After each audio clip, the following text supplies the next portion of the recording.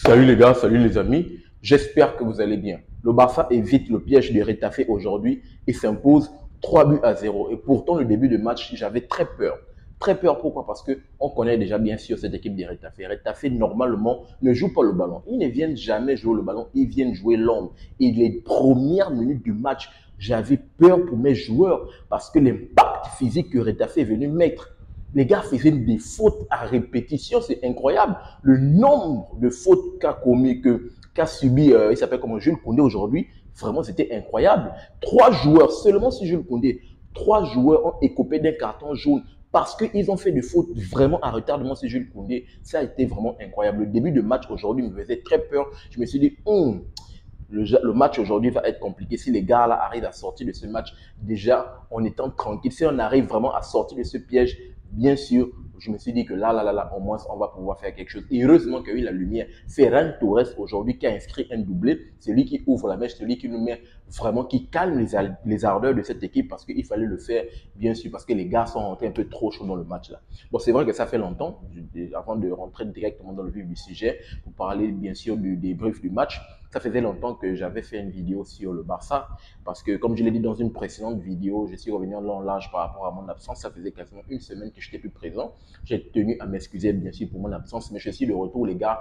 On est toujours de retour sur le Barça et je suis là prêt. On va débriefer tout sur le Barça. On va également débriefer, comme vous le savez, sur la chaîne Super Sub, on parle également du football africain. Donc, d'entrée de jeu, le Barça revient très rapidement au niveau du classement de la Liga à 2 points parce qu'on savait que le Real déjà s'était imposé hier sur, je pense que c'est sa pelouse, non? Ils ont tapé, en tout cas, ils sont imposés 2 buts à 0. But de Kylian Mbappé, but également de Militao, 2 frappasses à l'extérieur de la surface dans un match où le Real vraiment n'a pas bien, en tout cas pour ma part, hein, ils n'ont pas bien joué, mais ils ont fait le minimum syndical en s'imposant. Donc, le Real fait un sans faute, 5 matchs, 5 victoires. Malheureusement, nous, on a eu un faux pas avant la trêve internationale en perdant 2 points. Donc, on revient parce que au coup d'envoi du match, on était à 5 points d'écart vu la victoire du Real hier. Donc, il fallait absolument s'imposer aujourd'hui et on s'est imposé, bien évidemment. Donc, on revient à 2 buts d'écart, 2 points d'écart dans la course au titre qui s'avère vraiment palpitante parce que le Real, bien sûr, ils ne vont pas lâcher les points. Il va falloir que nous également, on suive le pas.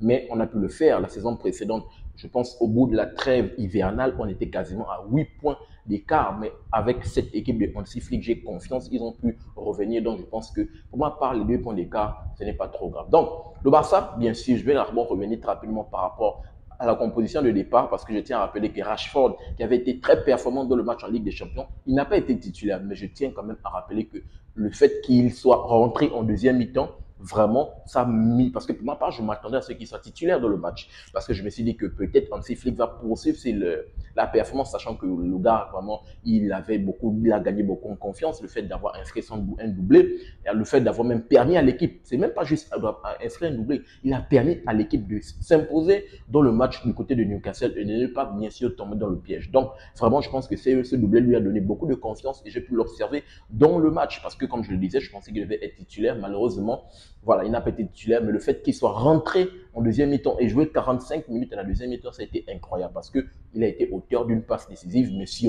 mais d'une action en deuxième mi-temps vraiment où il a montré l'étendue de son talent. Il a éliminé gauche, droite, boum, il va heurter une frappe au premier poteau. On voit que le gars vraiment est en confiance et je pense que les 2 buts qu'il a marqués face à Newcastle lui ont donné beaucoup de bien. Et je voulais mettre en avant Rashford. De l'autre côté, on peut également parler de Rafinha. Rafinha, pour ma part, je ne l'ai pas trouvé très bon. Même s'il a été auteur d'une passe décisive et peut-être d'une 3e passe, parce que je tiens à rappeler que c'est lui, déjà d'entrée de jeu, c'est lui qui va faire la 3e passe cachée à qui? À Dani Olmo. Dani Olmo qui était titulaire dans le match, qui a été préféré à la place de Fermin Lopez.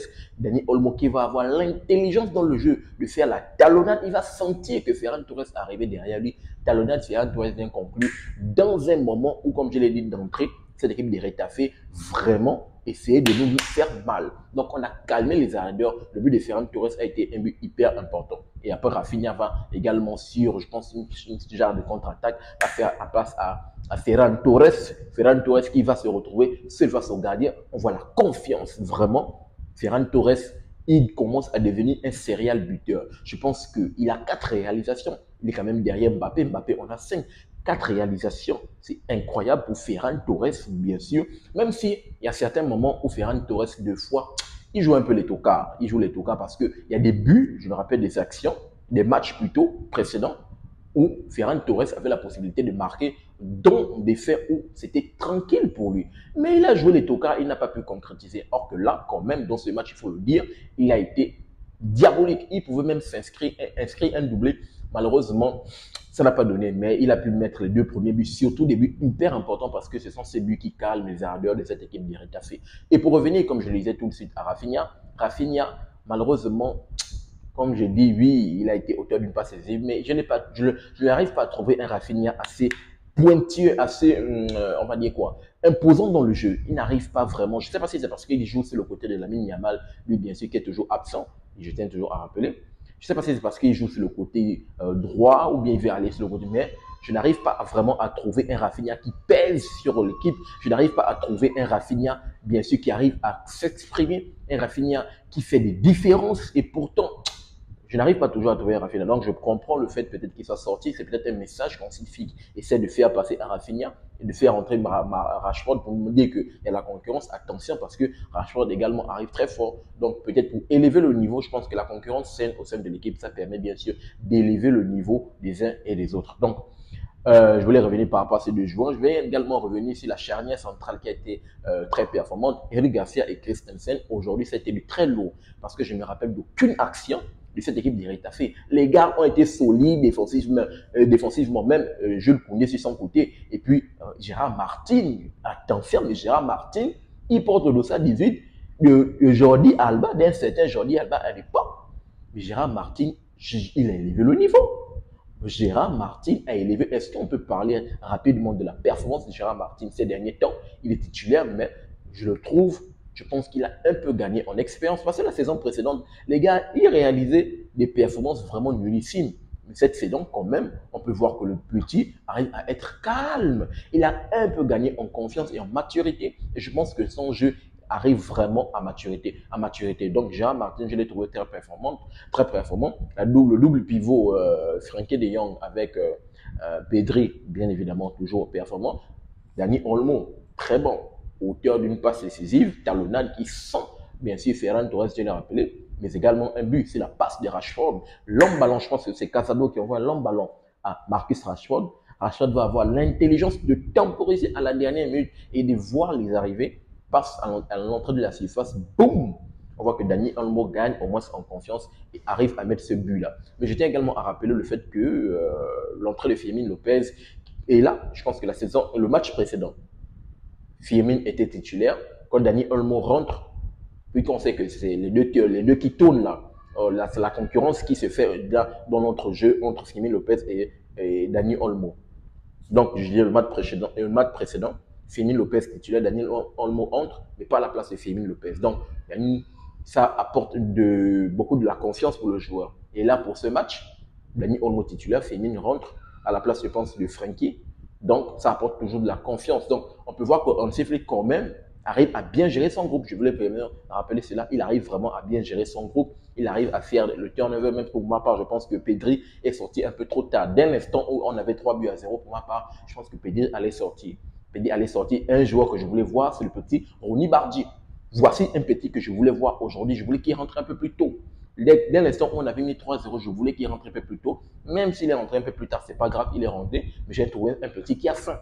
Le petit sur son côté, même s'il était avec un latéral là qui voulait trop rentrer sur lui, il le poussait un peu. Mais je l'ai trouvé un peu très fin. Je l'ai trouvé même très virevoltant. Je l'ai trouvé qu'il était percutant. Je pense que Ronny Bardi, si on lui donne encore un peu plus de temps de jeu, je pense qu'il pourra montrer de belles choses. Malheureusement, Saint-Robert, lui, il est bon dans les appuis, il est bon dans son jeu dos au cage, il est bon à la remise, au appui et tout le reste. Mais pour le moment, il n'arrive pas à être clinique. Je ne sais pas si c'est l'âge, je ne sais pas vraiment s'il n'arrive pas à être bien positionné dans la surface, je ne sais pas s'il n'a pas assez de ballons. Mais je trouve que Saint-Robert, malheureusement pour le moment, il n'arrive pas à être clutch. Sachant que bien sûr, au classement des Pichichi, de l'autre côté, Mbappé a déjà pris de l'avance. Donc, je compte bien sûr sur Saint-Robert parce que je sais que de l'autre côté, même si, comme je l'ai rappelé, il s'appelle comment? Ferran Torres, actuellement 4 buts juste derrière Kylian Mbappé. On sait que Ferran Torres ne sera pas titulaire tous les matchs, or que serein buteur de cette équipe barcelonaise d'Opta 9. C'est bien évidemment notre Saint-Robert. Et je compte sur lui. J'espère qu'il va élever le niveau pour toujours continuer à planter de buts pour aller concurrencer au classement des Pichichi un certain Kylian Mbappé. Bon, j'ai oublié qui. J'ai parlé de Marcus Rashford. Je vais également revenir sur Juan Garcia. Juan Garcia qui a été exceptionnel dans le match en Ligue des Champions face à Newcastle. Pour aujourd'hui, il était tranquille. Pourquoi? Parce qu'il avait une charnière centrale qui était très complémentaire. Comme je l'ai rappelé, Eric Garcia et Christensen, les gars se sont bien compris et ont réalisé un match très solide. Et Juan Garcia a été tranquille. La seule fois où il a fait une parade, c'est juste au bout de la 80e minute, une action où Dani Olmo contre le défenseur. Après, il vient boum. Mais malgré ça, il capte le ballon. Il est très rassurant dans ses cages. Vraiment, Juan Garcia, il est très rassurant. Bien sûr, je pense que c'est une très bonne pioche qu'on a pu faire et je tiens quand même à saluer l'effectif et surtout Hansi Flick qui arrive bien évidemment à manager son groupe. Et je voulais rapidement partager avec vous cette belle victoire du Barça 3-0 comme je l'ai rappelé. Il fallait le faire, il fallait sortir de ce piège des Retafe et on a pu sortir. Et je voulais saluer bien évidemment la performance de mon équipe du FC Barcelone. Donc, donnez-moi votre retour dans les commentaires par rapport à la victoire de cette équipe barcelonaise. Surtout, je voulais également j'ai oublié mettre en avant le fait que le Barça maintenant arrive surtout à gérer le tempo, à calmer le match, à calmer, surtout à même gagner au niveau de l'énergie parce que c'est très important. Des fois, des débauches d'énergie dans le fait qu'on sait qu'un Barça joue des fois une ligne très haute et tout le reste, ils arrivent à gérer leur énergie, à gérer surtout le temps fort, temps faible et je voulais vraiment mettre ça en avant. Donc, donnez-moi votre retour dans les commentaires par rapport à la victoire de cette équipe barcelonaise. Pensez-vous qu'elle est assez rassurante et pensez-vous que, bien sûr, qu'avez-vous pensé des individualités que j'ai citées, bien évidemment? Je vous attends dans les commentaires pour avoir votre avis et votre opinion. N'oubliez pas de vous abonner, de liker et surtout activer la cloche de notification pour ne manquer aucune de mes sorties. Peace. Très bientôt, les gars.